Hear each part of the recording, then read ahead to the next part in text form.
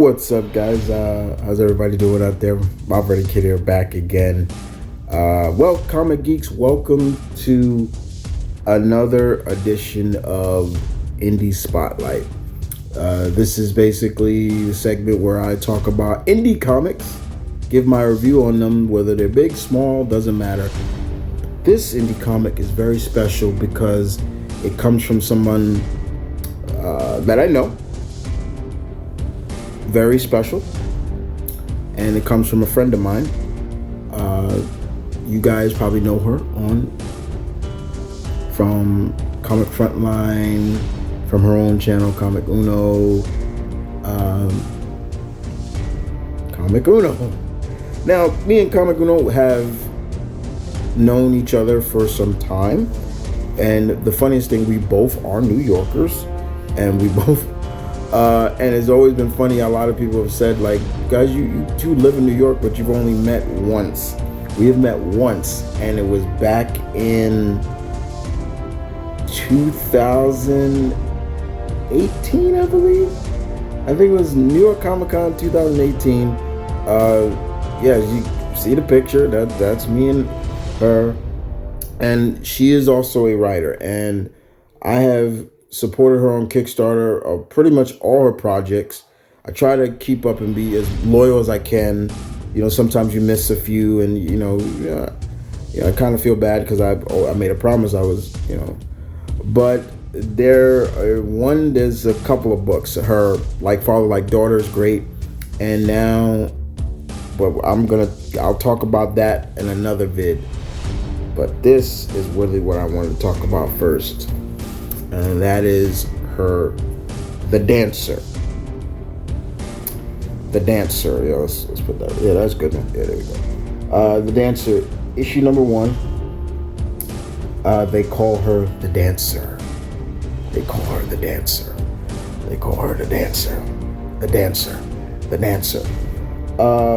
Martial artist, gritty, psychological movement.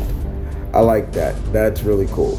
So, the first thing before I say the cat, the writing was good, because it was, but I also got to give a lot of credit to the artwork by Kentata. I hope I'm saying your name right. I don't want to butcher it. So what is this series about? First of all, yes, she did sign it. This came from Kickstarter. This was my reward. She did sign it. So what is this about?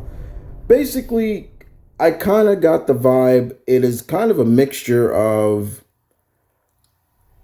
Little Black Widow, because Black Widow was trained as a dancer, a ballerina dancer, as part of the Red Room programming and things like that. But in this, would I say maybe a little bit of Equalizer and John Wick? I'll throw that in there too. But her name is Mia, and I believe she lives in New York. She is a dancer, but she's not just any dancer. She's special, because outside of her work as a dancer, she does other things that aren't very nice. I don't want to spoil everything for you guys, but let's just say what she does is not pretty. And we see what the damage has done to her over time. For example, the fact is that her parents are gone, and she was raised by the person that taught her martial arts, and he still cares for her and things like that, but she does other things on the side that make a lot of people question it. And she starts to question it too. But the one thing I also applaud is that she don't use guns. She will never pick up a gun. Her weapon of choice, as you can see right here, is a katana sword. She's pretty much a master of it. It is actually really cool to see that she's so good with that. She's a master self. Nobody really knows who she is because, like I said, she covers her face. But there's a mission or a job here where she has to make a choice.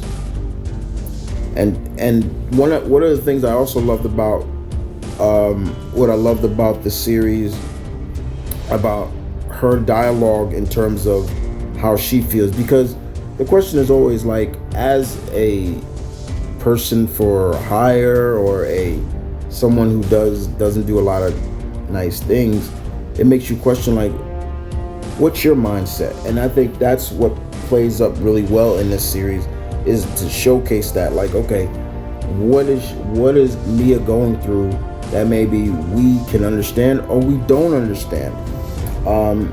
That's one of the biggest things. And the ending of this issue was really good, because in the job she takes on has her questioning a lot of things, but also it also ends pretty bad because of a certain person saw her. I'm not going to ruin what that is, but I actually really enjoyed this very much. I thought it had everything I wanted, because I am a big martial art fan, and to see that played up, thanks Kat for throwing a little bit of Bruce Lee in there. A lot of his sayings, I really enjoyed that. A lot of his philosophies that I really enjoyed. I know his philosophy, his words back to back, so I could tell.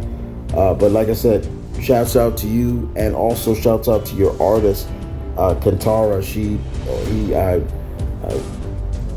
did a great job with this. I really enjoyed this, but I wanted to get this out to you just to let you know that I did read it. I did enjoy it. I'm looking forward to issue 2. And then, I will be getting the physical copy instead of just the digital. I have a lot of digital books as well that I will do, but for this episode of Indie Spotlight, I give The Dancer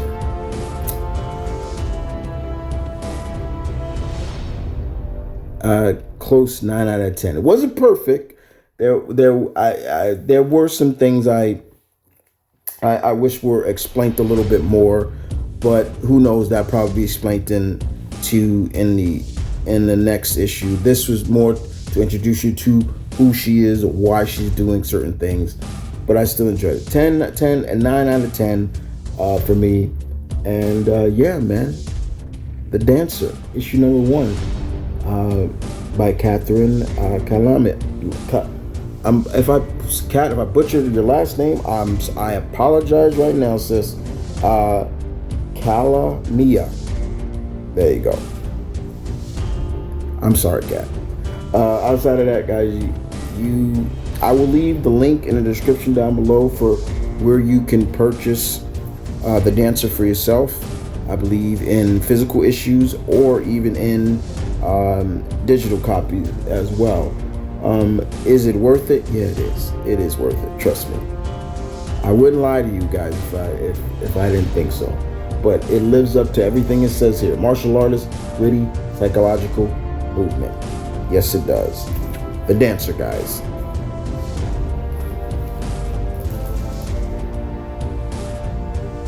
And with that being said, guys, hope you guys enjoyed this latest issue of Indie Spotlight.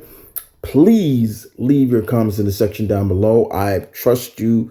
I do read all the comments. If you'd like to know, like I said, link in the description down below for where you can find this. But more importantly, thank you for listening. Thank you for watching. Don't forget, guys, I have merch in my merchandise store, working on some new merch. And don't forget, guys, I also have the Patreon. Check it out. You may like something you see, and trust me, I do fulfill my Patreons. Outside of that, guys, this is M.V.K saying peace, one love. Stay tuned. Keep it real. Thank you, my pack. I'll see you guys next.